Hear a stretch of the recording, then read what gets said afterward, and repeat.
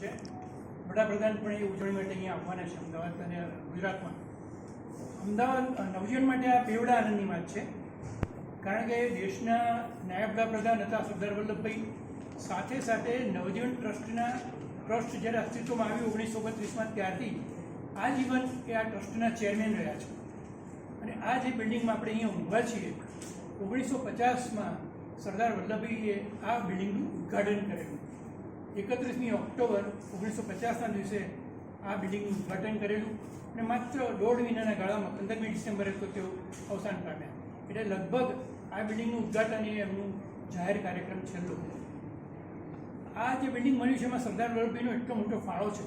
એ વખતે મ્યુનિસિપલ કોર્પોરેશનમાં પણ પ્રમુખ હતા. એટલે એ વખતે એમના કહેવા પ્રમાણે કે કોર્પોરેશનના અધિકારીઓ, ટ્રસ્ટીઓ જે તેના વહીવટ કરતા હતા એ બધા આપણી ફેવરમાં આવ્યા અને પૂરેપૂરી કિંમત આપી.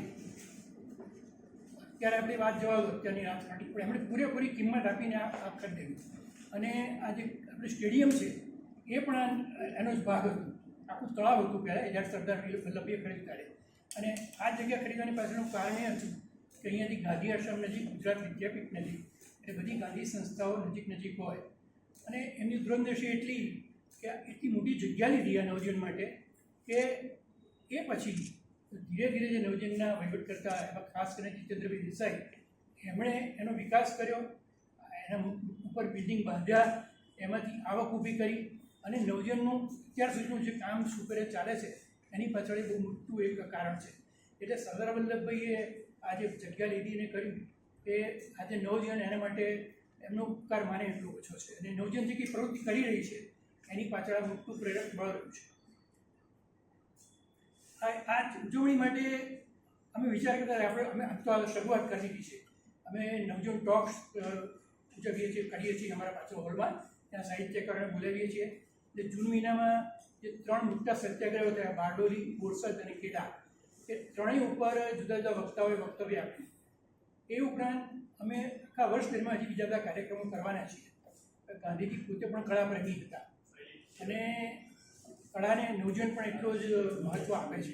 એટલે અમારે ત્યાં એક સ્ટુડિયો રાખ્યો છે, એમાં કલાકારો પોતાની જ્યારે આવવું હોય ત્યારે આવે, જે કામ કરવું એ કરે. અને નવજીવનને જ્યારે કંઈ પણ જરૂર હોય તો એ કલાકારો નવજીવનને એમનું કામ કરી આપે. એટલે આ જે પ્રસંગ હતો એને ઉદ્દેશીને પછી વિચાર એવો આવ્યો વિવેકભાઈને કે આપણે કંઈક આ કલાકારો પાસેથી કંઈક કામ લઈએ. એટલે એમને જે જોઈતું હતું સાહિત્ય આપ્યું. અને જે ક્યુરેટર છે બેન અવનીબેન, એમણે બધું ગોઠવ્યું, એમને બધા મુલાકાતો કરાવી, સાહિત્ય આપ્યું, એ લોકોએ વાંચ્યું કે આમાંથી તમારે જે તમારી ઉપર છે, તમને જે યોગ્ય લાગે, તમને જે વિચારો આવે એ પ્રમાણે તમે આ કલાકૃતિઓ તમારી કરો અને આપણે એનું એક્ઝિબિશન સરદાર પટેલની જયંતિને શરૂ કરીએ.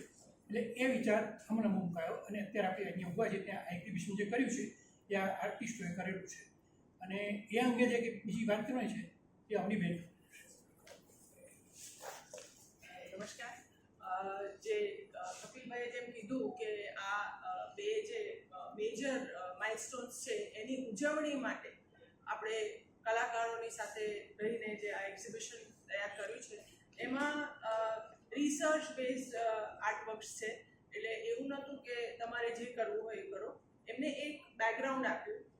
અમારી સાથે અહીંયા કિરણભાઈ છે.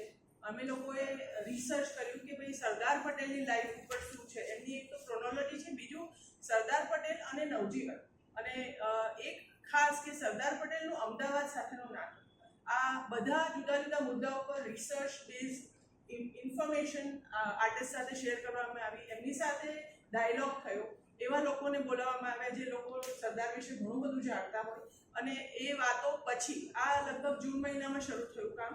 અને પછી આર્ટિસ્ટને ફ્રીડમ આપવામાં આવી કે તમને જે મીડિયમ, જે રીતે જે કામ કરવું હોય કરો. એટલે દરેક આર્ટિસ્ટને પોતાના રીતે કે એમને જે મીડિયમમાં ફાવે એ મીડિયમમાં, અને પોતાની જે સબ્જેક્ટ છે એ એમને જાતે ચૂઝ કર્યો અને એ સબ્જેક્ટને પોતાના મીડિયમથી પોતાની કલાકૃતિમાં એમને મૂક્યું છે. એમાં અમારી પાસે આજે જે ગેલેરીઝ છે, 3 ગેલેરીઝમાં જે મૂકવામાં આવ્યું છે એમાં લગભગ ટોટલ 20 આર્ટવર્ક્સ છે in the form of installation, individual artwork અને ક્લસ્ટર ઓફ આર્ટવર્ક્સ. અને ઇન્ડિવિજ્યુઅલ ઇન્ડિવિજ્યુઅલી તમે ગણવા જાઓ તો 49 આર્ટવર્ક્સ છે. એમાં મિક્સ મીડિયા છે, પેઇન્ટિંગ્સ છે, ઇન્સ્ટોલેશન્સ છે અને કોલાજ વર્ક પણ છે.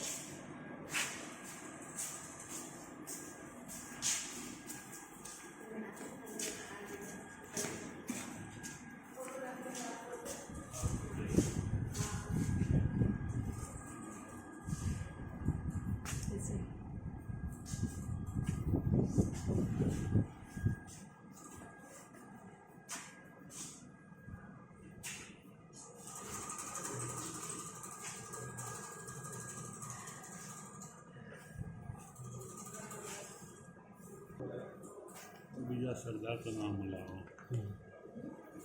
નહીં.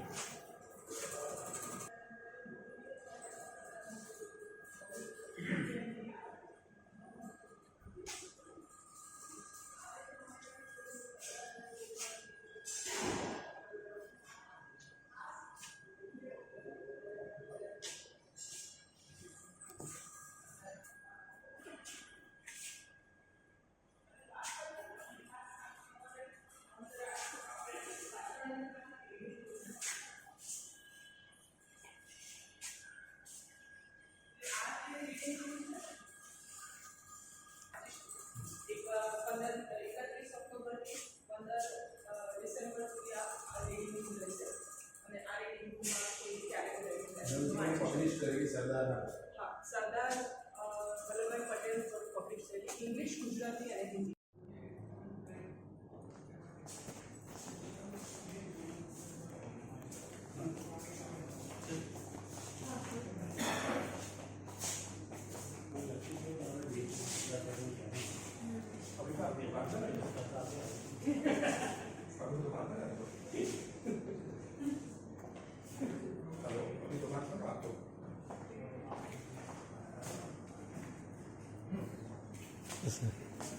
अरे सर आपका फ्री हो रहे हो फ़ोन करके आऊँगा मैं. जरूर आज ना करते हैं, मिलेंगे हम.